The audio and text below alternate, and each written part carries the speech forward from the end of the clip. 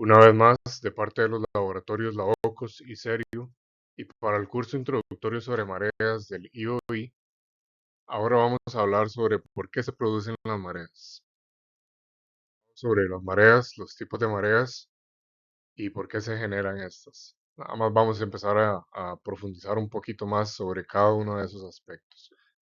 Entonces, las mareas altas, tenemos dos tipos de mareas según el nivel que tienen estas, y son principalmente altas y bajas. Las mareas altas son aquellas en donde la fuerza gravitacional ejercida por la Luna principalmente sobre las masas de agua crea un abultamiento, una protuberancia de agua que se conoce como marea alta. Y en la parte opuesta de la Tierra, que está dando hacia la cara de la Luna, vamos a tener otra marea alta que se debe gracias a la fuerza centrífuga. Las mareas bajas, por el contrario, bueno, acá tenemos las mareas altas en estas regiones, en esta y esta región, y las mareas bajas, por el contrario, son en esta y esta región. Y bueno, es que de algún lado tiene que salir toda el agua que se va a acumular en las mareas altas. Entonces esa agua se va desde estas regiones también y por lo tanto esas regiones, entre comillas, se quedan con poca agua y así vamos a tener las mareas bajas. De nuevo, esto es por procesos de gravitación que ejerce la Luna y en esta región opuesta vamos a tener más bien debido a fuerza centrífuga. Una es la principal influencia de las mareas. A pesar de que el Sol es demasiado grande en comparación con la Luna, bueno, el Sol y el Sol ejerce una gravedad sobre la Tierra, la Luna está mucho más cerca. El Sol está a unas aproximadamente 390 veces más lejos que la Luna. Y para repasando un poco lo que se vio sobre la fuerza de marea, esa fuerza depende en cuánto cambia la fuerza gravitacional de un lado a otro en la Tierra y por un factor de un R al cubo debajo de una fracción. ¿Qué pasa? Que ese 390 veces más lejos de el Sol que la Luna se eleva al cubo, esa distancia se eleva al cubo, vamos a tener un número muy, muy, muy grande, que son como 59 millones aproximadamente. Eso tan grande hace que la fuerza de la marea sea mucho menor para el caso del Sol. ¿Por qué? Porque tenemos un valor muy grande en la parte de abajo de una fracción y eso hace el número completo muy pequeño. ¿En qué resulta esto? Que entonces la fuerza mareal de la Luna es mucho más fuerte que la del Sol, es aproximadamente 2.2 veces más fuerte que la del Sol y es por eso que la posición de la Luna es el mayor determinante en cuanto a la altura de las mareas y cuándo ocurren esas mareas también. El Sol viene a jugar un papel más importante en mareas vivas y muertas, pero eso no es parte de lo que vamos a ver hoy. Ahora vamos a ver una clasificación de las mareas según la cantidad que se tienen a lo largo de un día mareal. La primera clasificación son las mareas semidiurnas. Las mareas semidiurnas, bueno, semi significa mitad y diurna significa diario. Entonces, en este ciclo de marea semidiurna vamos a tener dos mareas altas y dos mareas bajas. Las dos mareas altas y las dos mareas bajas van a tener aproximadamente la misma magnitud, es decir, la misma altura aproximadamente. ¿Cómo se ven esas mareas? Bueno, se ven así.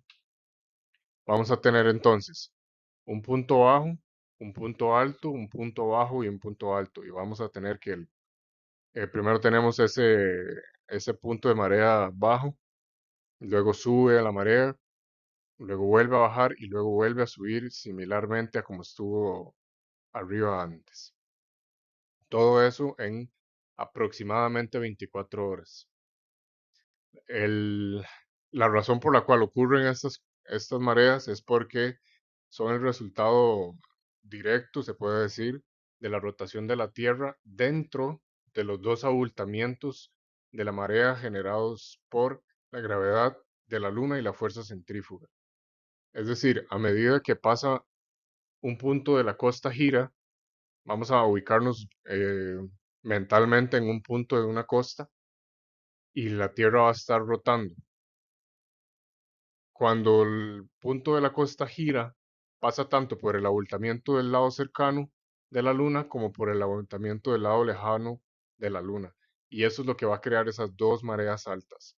O sea, es nada más la razón de que la Luna está girando y entonces la Tierra va a girar, a pasar por aquí y luego vuelve a bajar porque está pasando por los lados donde no hay marea alta, hay marea baja, y vuelve a pasar debido a su rotación por marea alta.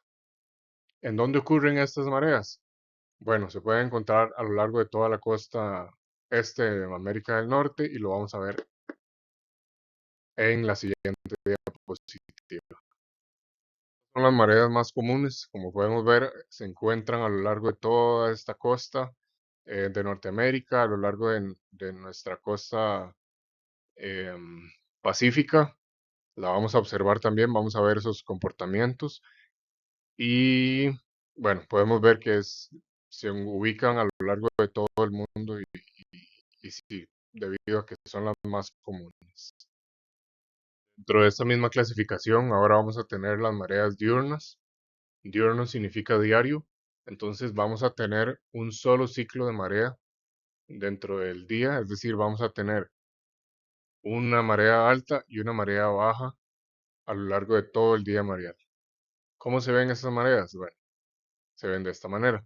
Vamos a tener una marea alta, vuelve a bajar a la marea baja y sube a la marea alta una vez más y se ubica de nuevo en el punto a partir del cual empezó, para que regrese a ese punto, entonces se cumpla un ciclo completo. El ciclo o el transcurso del tiempo de estos tipos de mareas son de aproximadamente 24 horas y 50 minutos y ocurren debido a que, bueno, es un poco más complejo en realidad este comportamiento. No es porque exista solamente un bulto de agua, ya vimos que en la Tierra siempre van a haber dos, debido a principios de conservación de momentum angular, y sino que se debe principalmente a la influencia de la fuerza de marea del Sol, como lo vimos en la primera clase, y al ángulo de órbita de la Luna en relación con el ecuador de la Tierra. O sea, es un juego de posiciones del Sol, la Luna y la Tierra una vez más. Cuando la Luna está en su máxima declinación, es decir, su punto más alto o más bajo en relación con el ecuador, los dos abultamientos de marea ya no son simétricos con el ecuador, es decir, hay uno que es mucho más grande que el otro. Para las ubicaciones en latitudes altas, estos pasan principalmente en latitudes altas, ya lo vamos a ver, la rotación de la Tierra podría ser que pasen por solo uno de los abultamientos y una de las áreas de marea baja, entonces eso resulta en un ciclo diurno, es decir, nada más en una marea alta y una marea baja. El, el efecto, este tipo de efectos o este tipo de mareas también está fuertemente influenciado por la forma y profundidad de las cuencas oceánicas, o sea, por la batimetría, y además por las costas, que pueden amplificar o amortiguar las fuerzas de marea. Entonces, aquí recalcamos otra de las formas en las cuales las mareas se producen, y es que pueden ser amortiguadas o amplificadas debido a batimetrías, es decir, el fondo del mar como es, y debido a la geografía de las costas. Ahora, ¿dónde ocurren estas mareas, este tipo de mareas? El Golfo de México es un ejemplo de ellos, el mar de Java o de Java y el Golfo de Tonkin. Acá podemos ver el tipo de mareas diurnas en donde ocurren y vemos que son regiones mucho más limitadas que con respecto a las mareas semidiurnas.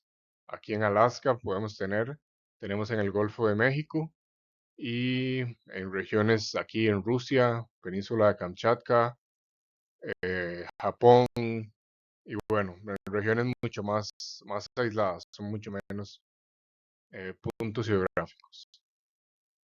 Realmente tenemos las mareas mixtas semidiurnas o simplemente llamadas mareas mixtas, en las cuales también tenemos dos mareas altas y dos mareas bajas, pero la diferencia con las mareas semidiurnas es que estas mareas altas y bajas son de altura diferentes.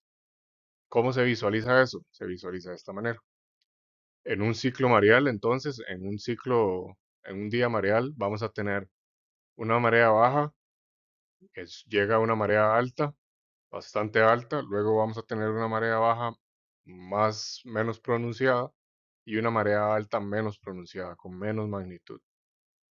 ¿Por qué ocurren este tipo de mareas? Bueno, esto es causado por los mismos factores que crean las mareas diurnas, la declinación de la luna y la influencia de la geografía local y la diferencia de altura entre las dos mareas altas en un día, vamos a llamarla como desigualdad diurna.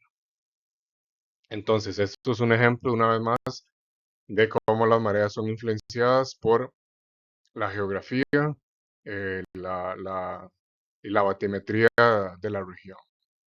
Aquí, por ejemplo, esto se puede observar bueno, vamos a verlo en la próxima diapositiva.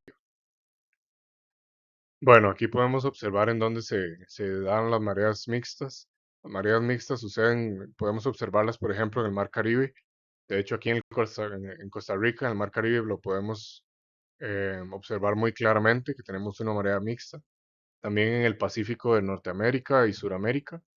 Y bueno, podemos observar que esta es como la segunda más común de observar, debido a que otra vez es el comportamiento más natural que observamos y la marea, cuando son diferenciadas en altura, eso es debido a la orografía, cómo las ondas de propagación de la marea va a verse atenuada o amplificada debido a la batimetría y a la geografía de las regiones. En resumen, lo que nos dice la teoría es que tenemos dos abultamientos de marea, uno debido a, ya no me canso de decir esto porque es muy importante, y es lo que quiero que nos quede claro. Una es debido a la fuerza gravitacional de la Luna y la otra es debido a la fuerza centrífuga.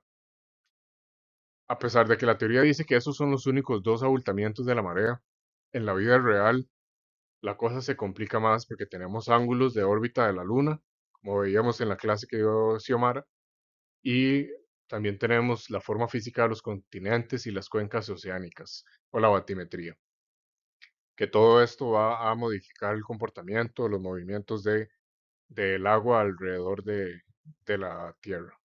Y por eso es que tenemos diversos patrones de mareas que observamos en todo el mundo. Vamos a tener una tarea acá y es una pregunta muy sencilla que tienen que investigar.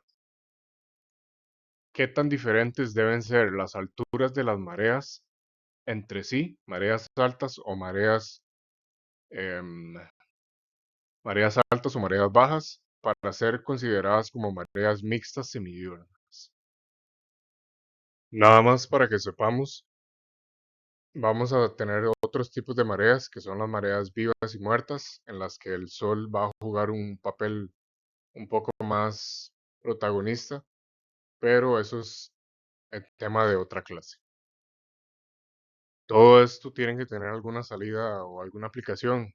Y las mareas, de hecho, son muy importantes para muchísimas cosas en la vida. Principalmente dejo estos tres puntos y vamos a tocarlos, vamos a profundizar un poco en ellos. Y es que son navegación costera, vida marina y energía mareal. Comprender las mareas es esencial para la navegación segura y eficiente, especialmente para barcos, navíos muy grandes. De lo contrario, vamos a tener problemas. Vamos a ver que la marea, bueno, ya sabemos que la marea afecta directamente la profundidad del agua en estuarios, zonas costeras y muelles, debido a que va a cambiar la altitud del agua que hay en esa zona o en esa región. Durante marea baja, las zonas poco profundas o someras se pueden convertir en un peligro para botes que son más grandes cuando están pasando bueno, arriesgándolos a que encallen al final de cuentas. Por ejemplo, este que estamos observando aquí en esta imagen, lastimosamente. Y para esto existen las tablas de mareas, que también es un tema de otra clase. Pero las tablas de mareas son de gran ayuda para estimar el tiempo de arribo y de partida de puertos para que las aguas pues sean navegables. Además, el movimiento de agua durante los tiempos de mareas crecientes o decrecientes crean corrientes mareales, que también eso es tema de otra clase, pero desde allá vamos sabiendo que existe tal cosa como corrientes mareales. Y estas corrientes pueden afectar la navegación de un navío, particularmente si los canales en los que están desplazándose son pues angostos. En cuanto a vida marina, las mareas juegan un rol importante al moldear los ecosistemas y la vida marina. Tenemos las llamadas zonas intermareales, que son las zonas en donde tenemos exposición y submersión regular de la costa debido a cambios en la subida y bajada del nivel de agua. A esto le llamamos una zona intermareal y los organismos en esta zona, bueno, esto sería un ejemplo de zona intermareal en los que si el agua, estamos en marea alta, sube y cubre todas estas rocas con agua. Si estamos en marea baja, pues retrocede y no tenemos las zonas cubiertas con agua durante un tiempo. Podemos ver que también se forman pozas que se llaman pozas intermareales, en las cuales residen muchísimos seres vivos. Ejemplos de esos seres vivos que viven en esta zona son, bueno, esto es una negrita, son bivalvos, o gastrópodos, también pueden ser percebes, pueden ser cangrejos, y todos estos organismos han desarrollado adaptaciones especiales para sobrevivir tanto a las condiciones debajo del agua, sumergidos debajo del agua, como expuestos al aire libre. Y es importante comprender este tipo de ecosistemas, pues para la conservación de estas especies. Además, los movimientos mareales, subida y bajada, van a permitir la circulación de nutrientes. ¿Por qué? Porque cuando sube la marea, empieza a lavar los nutrientes que han sido depositados en las partes más superficiales de la, de la costa, como en estas regiones, nutrientes que han sido depositados aquí, sube la marea, los lava, baja la marea y se los lleva a zonas más profundas. Entonces, esos tipos de circulación y reflujo de las mareas ayuda a circular los nutrientes y a mezclar las aguas oceánicas en general. Y pues, entonces esos nutrientes pueden llegar pues a capas más profundas. Los ciclos de comportamiento de ciertas especies son muy importantes, o bueno, las mareas son muy importantes para comprender esos ciclos de comportamiento, ya que muchas especies marinas, incluyendo peces, aves, eh, me imagino que puede haber cangrejos también que se comportan con respecto a esto, sincronizan sus patrones de alimentación o de migración o de reproducción con respecto al ciclo de las mareas. Por ejemplo, hay algunos peces que siguen, bueno, primero vamos sí, a tener los correlimos. Los correlimos aprovechan la bajada de la marea o mareas bajas para poder alimentarse en lo que queda expuesto de las arenas que quedan o los limos que quedan expuestos en las playas. El que observamos aquí me parece que se llama Calidris mauri, que es el correlimos común. Y tenemos también ejemplos de peces como este, que es de la familia Centropomide, es el róbalo, y como este, que son conocidos como lisas o del género múgil, que aprovechan la creciente de la marea para moverse hacia los estuarios y alimentarse. También estuve leyendo un paper para bueno, en realidad sí, es para este pez, para las lisas, que son conocidos por alimentarse de algas y de detritos. Entonces, usan la marea creciente para acceder a las fuentes de alimento que de otro modo no estaban disponibles en, en la marea baja. Finalmente tenemos la energía mareal. El principio es que tenemos que aprovechar la diferencia de alturas que hay entre marea alta y marea baja para poder hacer circular toda esa cantidad de agua a través de una bobina, una turbina, para poder aprovechar el movimiento de esa turbina y en generación de energía eléctrica. Entonces, lo que estamos viendo ahí es un ejemplo de aprovechamiento de energía potencial a través del uso de diferencias de alturas. La, los beneficios o los pros que tiene esta producción es que es una generación de energía, lo que se conoce como energías limpias.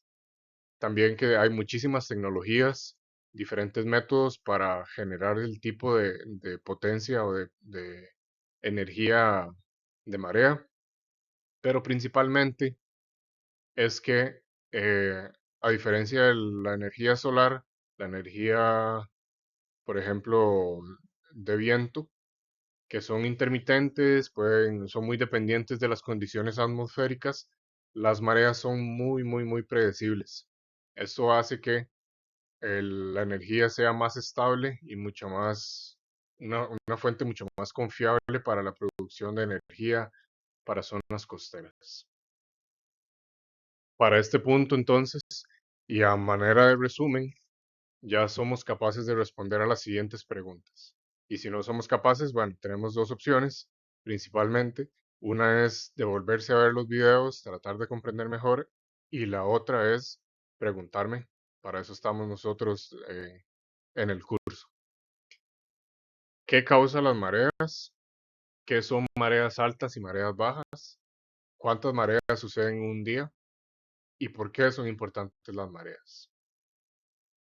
raíz de esa última pregunta, vamos a dejar el segundo foro de la clase y la idea es que generen una pregunta, una respuesta a esta pregunta, por qué son importantes las mareas y también generen una réplica a uno de los compañeros que generó alguna de las respuestas.